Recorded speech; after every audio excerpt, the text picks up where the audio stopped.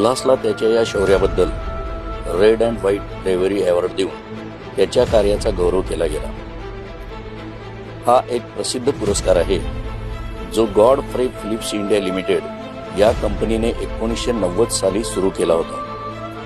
महाराष्ट्राला उल्हासच्या रूपाने प्रथमच पुरस्कार प्राप्त करण्याचे भाग्य लाभले.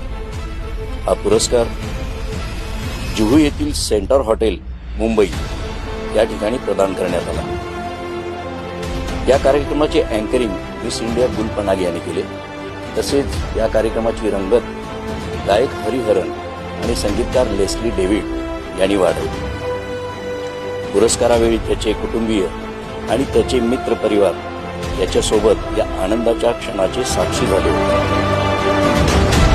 या त्याच्या कार्याचा गौरव देखील तामिळनाडूमधील एका पाठ्यपुस्तकात केला गेला. कालांतराने या पाठ्याचा समावेश सीबीएसई पॅटर्न मध्ये देखील करण्यात आला.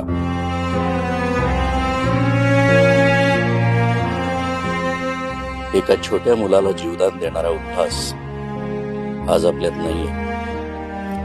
आयुष्याच्या मध्यावरच आपल्या कुटुंबियांना पोरका करून तो निघून गेला, परत न येण्यासाठी. असं म्हणतात की जो आवडे सर्वांना तोची आवडे देवाला. आता उरल्यात फक्त आठवणी, अश्रू. शौर्याच्या या पदकृपात त्याचे अस्तित्व या घरात आजही जाणवते.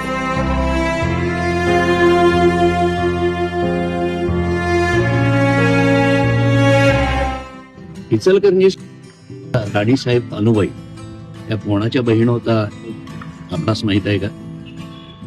राणीसाहेब अनुबाई ज्या ठिकाणी वास्तव्यास होत्या ते इचलकरंजीतलं पहिलं संस्थान म्हणजे पहिला राजवाडा आपणास माहित आहे का? जाणून घेऊया पुढील भागात.